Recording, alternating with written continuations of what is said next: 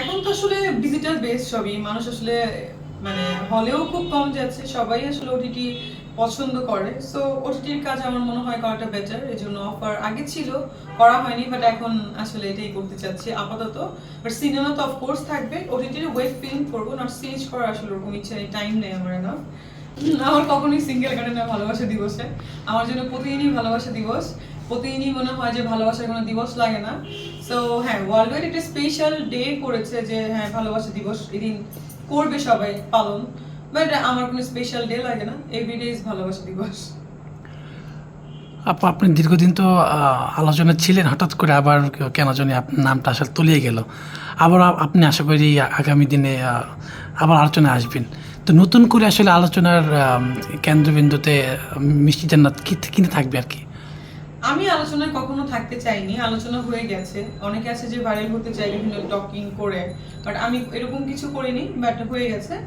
আলোচনায় আমি নাই সেটাও না, অফকোর্স আছি বলেই মানে আপনাদের কাছে আজকে কথা বলা হচ্ছে, বা আসার পর থেকে মানে বিজি হয়ে গেছি। দেশের একটু সিচুয়েশন খারাপ ছিল বলে মানে ওইভাবে কেউ কাজ করেনি, সেই জন্য আমিও করিনি, এরকমই ব্যাপারটা।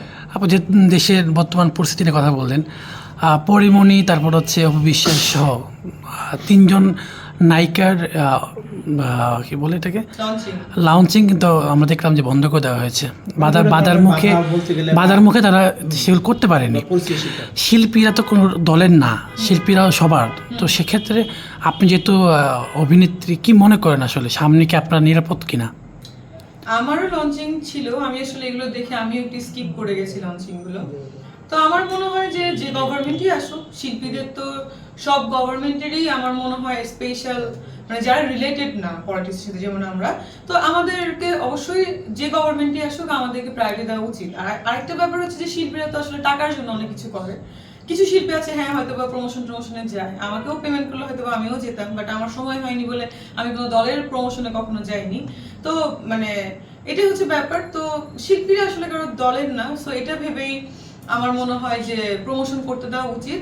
আর আরেকটা জিনিস বলবো যে লাইক যেমন ইরান বলেন, ইরাক বলেন, সৌদি আরব বলেন, বা এখন তো সৌদি আরবেও কালচার চেঞ্জ হচ্ছে, দুবাই তো অনেক মানে অ্যারাবিয়ান কান্ট্রি, আমি থেকে আসছি, বা কি বলে, তো এখানে তো সিনেমা কিন্তু সব দেশেই হয়, কালচার মানে কালচারাল মিডিয়া কিন্তু সব দেশেই আছে তাদের ওয়েতে। সো আমার মনে হয় যে হয়তোবা কিছু ড্রেস আপের কারণে হয়তোবা এটাকে পোস্টপন করা হচ্ছে, সেই ড্রেস আপ গুলো হয়তোবা যদি শালীনভাবে করে যাওয়া, মানে আমাদের যদি রেস্ট্রিকশন দেয় যে এইভাবেই পড়তে হবে, ওকে প্রবলেম নেই, বাট আমাদেরকে কাজ করতে দেওয়াটা উচিত আমি মনে করি সবারই, যে গ্রুপই আসুক। কারণ আমরা তো আসলে মানে আমাদের তো এটা করতে হয়, আমাদের এটাই আমাদের প্রফেশন, আমরা তো কিছু করতে পারবো না এর বাইরে। আপু, তুমি কি দুবাইয়ের কোনো কাজের অফার পেয়েছো? দুবাইয়ের কাজের অফার মানে একটা অ্যারাবিক, সো আমি করবো, আমার খুব ইচ্ছা আছে যে ওরকম মানে লাইক দুবাই টাইপের ড্রেস পরবো বা অ্যারাবিয়ান ড্রেস পরে হিজাব পরে কাজ করা, আমার নিজের খুব ইচ্ছা আছে। লাইক যদি ইরানে বা কোনো ছবি হয় বা দুবাইতে, এই ক্যাটাগরিতে আমার করার ইচ্ছা আছে। আশা করতে কোনো সমস্যা হবে না? না না, ওটা তো ইংলিশ সাবটাইটেল থাকবে, মানে বলবো যে ডাব করে নিতে।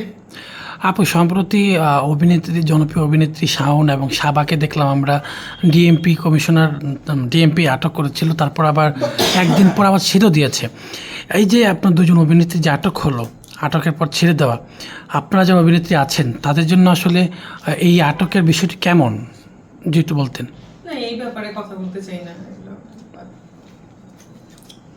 আচ্ছা, তাহলে আমি